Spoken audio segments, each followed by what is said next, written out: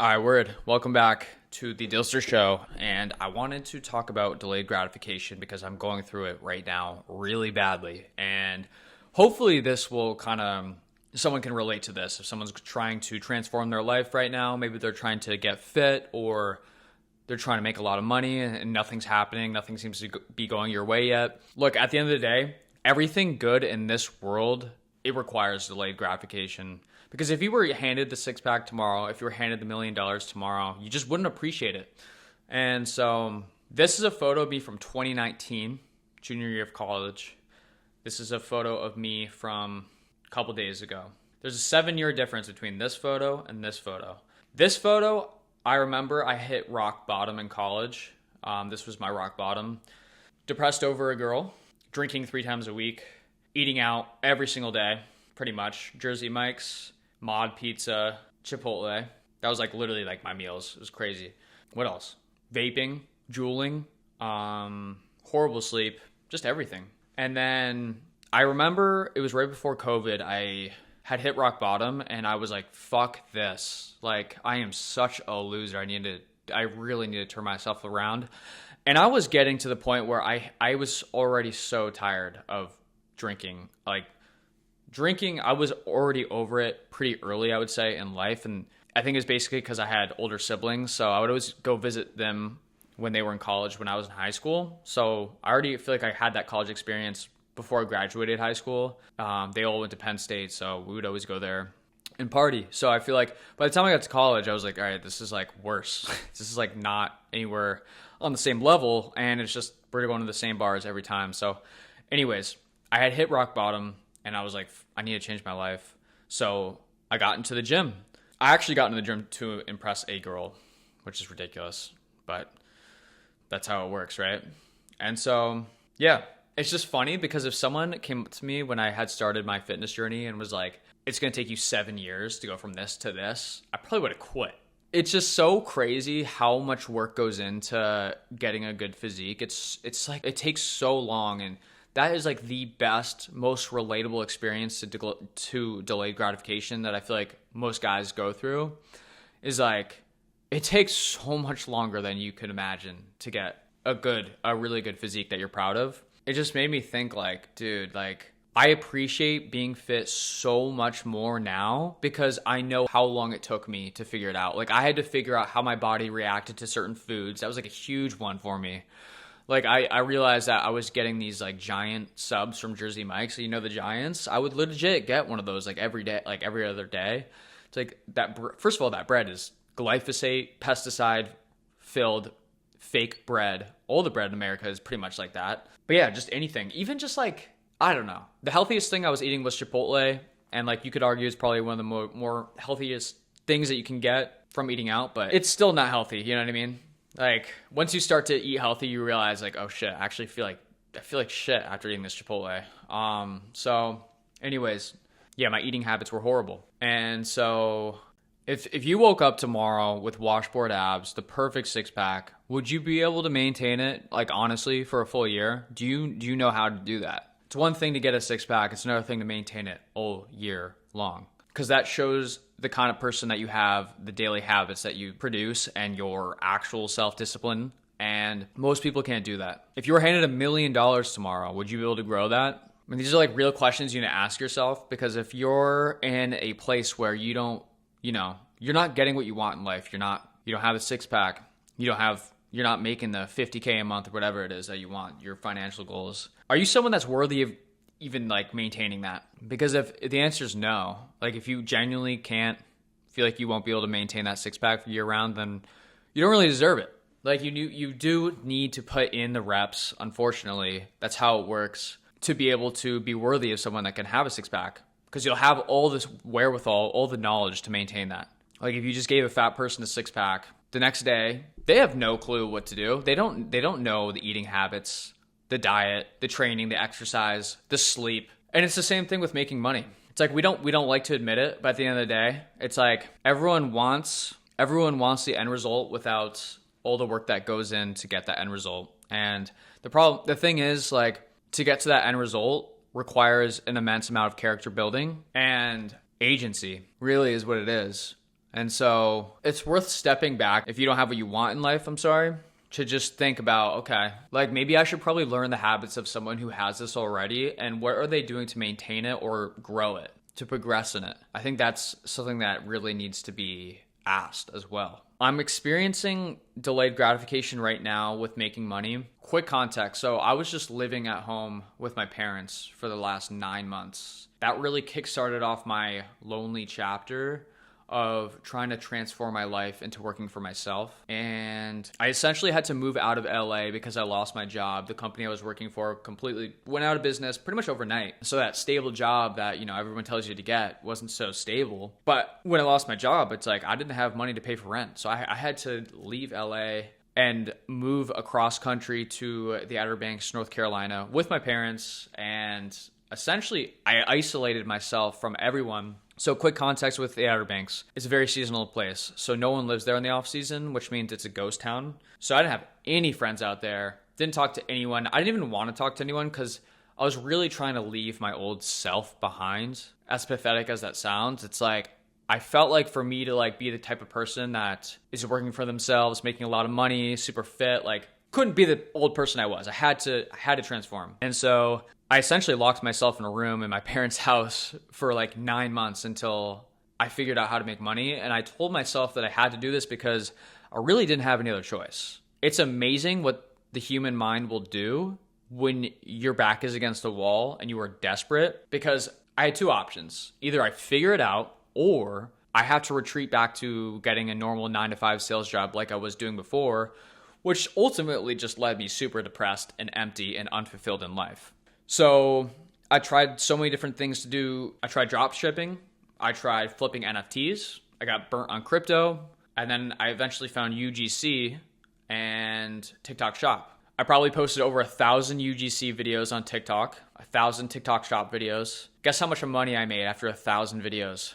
$43. It's talk about delayed gratification. I saw zero sign that anything was going to work for me. But my thing was, I was so convinced that I was going to make it with UGC, that it was going to work out for me, because UGC is pretty much the only two skills I have. So it's UGC to me is a combination of sales and video editing. And for me, I'm a self-taught video editor. I taught myself how to edit on Premiere Pro freshman year of college, 2016. It's actually how I made money in college. It's actually what got me out to move to LA, was to do video editing full time. And then I got out to LA and realized I was not making enough money to really live out there. LA is expensive. So that's where I ended up getting that 9-to-5 corporate sales job. So I had 3 years of corporate sales experience. So anyways, that's why I thought I was cut out for UGC, because this is literally the things that I know how to do. And so 9 months of just failing and failing and failing on TikTok Shop and lying to my parents that I was making money. That was the other thing. I remember because I couldn't tell them to their face that I wasn't making any money. I had to be positive. And that was the hardest part, was lying to them, saying yeah, things are going great. Things are going so good. Yeah. And I just knew they weren't. But I had to remain positive, and psycho, honestly, that it did that. But yeah, I never really mentioned that until now. Yeah. I really did do that. And then fast forward to May, I had my first 10K month with UGC. And so hitting that felt unreal, because I had literally failed for so long. And you don't know what's possible until it's possible.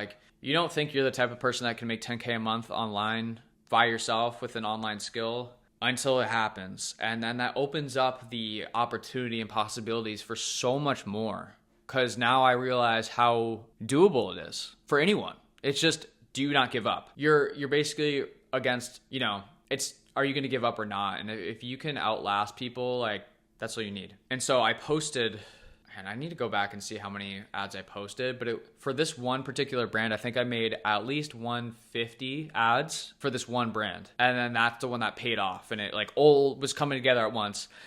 And I was like, fuck yeah, I was on a high. And I was like, all right, this is unreal. I'm going to have consistent 10K months, 15K month, let's go 20K month. I was just saying shit. And then they shut off ads. The company I was working for is a software app, and they weren't on the app store yet. So they thought it's not really worth them spending money on ads if the app's not available on the App Store to the public yet, which is honestly fair. It's like, from a business standpoint, I totally understand why they did that, but it completely fucked me because that was like my main source of income. And also that when I first hit that 10K month in May of this year, I moved out of my parents' place immediately because I knew I couldn't stay there because it was too much. Comfort is so dangerous and you will not progress in life if you're too comfortable. And I was way too comfortable there, not paying rent. So I needed to throw myself out of that situation. And now I'm here in Charleston living and paying for rent on my own. And it was all through UGC money. But yeah, the next month, since they turned off ads, I went from making 10K to like less than 2K. So it was a huge drop off. And so, I mean, that's where I'm at right now is like, I feel like being an entrepreneur, it's a lot of peaks and valleys. And yeah, I would say it's safe to say I'm in a valley right now, but I remain positive because it was a huge life lesson for me where it taught me that, okay, I had all my eggs in one basket with this one brand, not a good idea. So it taught me to, have other like sources of income. And so that's where I reached out to a couple of new brands this past month and slowly starting to build up money with them. But the thing with UGC is it is delayed gratification. You're never going to just start with a brand, make 10 videos and pop off. Never works like that. I've never seen it work for anyone like that. You have to post hundreds of ads until it starts to really all compound together and snowball together for you. So anyways, that's where I'm at right now. I'm working with a couple other brands and I'm starting to make some money, but it's not a lot. But I'm just barely, kind of like barely scraping by, to be honest with you. Like I'm just pretty much paying for rent and I'm able to pay for groceries. But I definitely do not have time to socialize. I definitely don't have time to, like right now, my brother and his friend are going out drinking at Shem Creek here in Charleston. And I had to say no, obviously. I don't have time. Not only do I not have time, not only do I have money to spend at the bars, but also I do not have time to be hungover. Nor do I even want to. I'm over it. So anyways, I have my back against the wall by choice and I wouldn't have it any other way. I like that I have the ability to shape my life and it's completely on me whether I succeed or fail. Whereas like when I was working this 9-to-5 sales job, I felt like everything was controlled for me and I couldn't really control anything. So I wouldn't have it any other way. I remain positive now and just know that if you're in a similar spot like me where you haven't popped off yet and you're putting in all this work, it does eventually work. It's just you cannot give up. You can't. You have to keep going even if you're not seeing the success right now. I do think the universe does reward effort and I don't think that goes unnoticed. But yeah, it's hard. It's really hard. But are you willing to bet on yourself? Because I would bet myself 10 times over and I like that. That's the position that I'm in, is that I'm betting on myself and that I'm not relying on other people. Like really at the end of the day, it's how much inputs do I do? How many ads do I make? How many submissions do I make in the past 30 days? Because that's all something that I can control. So control what you can control and remain positive and remain confident. And so I feel like remaining confident is just stacking an undeniable amount of proof that you are who you say you are. And so that's why I'm just working every day on new ads, new angles, and just trying to get better at UGC in general. I'm also trying to get better at speaking. I don't know how well I'm doing now, but hopefully this podcast is helping me with that as well. But anyways, I'm reading this book right now. Well, I just got the book. I'm not reading it, but Breaking the Habit of Being Yourself by Joe Dispenza. I was told that that's a great book to read about basically unlearning the pre-programmed mind and the narrative and the ceilings that you put for yourself on, how successful you can be in life. And so, yeah, I'm just documenting this right now because I'm certainly in a valley and it's kind of hard right now, especially because I have to pay. I'm living in these short-term rental apartments. And when you do a short-term rental, you usually have to pay a huge deposit when you start a new place because the renter is assuming on more risk with the short-term renter. So I just had to pay a $2,500 deposit for my new place that I moved to on Monday. Today's Saturday. And so, yeah. Definitely bleeding right now, the bank account. The credit cards are not looking great, but we remain positive because I know that I have a skill that can make other people money. I know how to make brands money through my ads, and I'm just going to bet on that because I'm pretty confident in my abilities to do so. So that's where I'm at right now. And by the way, I just had to re-record this entire thing because I shot it originally and I accidentally muted this mic. So, yeah. Anyways, if you're in a low period right now and you're not winning, but you feel like you're putting in all this work, just realize that all the work you're putting in right now is going to make that finish line feel that much better. All the best things in life, they do require delayed gratification. It's never going to be handed to you, unfortunately, but that's how it works. So remain positive, stay consistent, and for love of God, do not quit. All right. Thank you for making it to the end of this episode. If you liked it, feel free to like, comment, subscribe. And if you made it this far and you're in a low period, comment what that is. Is that fitness? Is that making money? Is that relationships? I'm curious what other people are going through. Hopefully this just, if anything, inspires people to just do not give up. For love of God, do not give up. Everyone fucking gives up. Do not give up. Do not be that guy.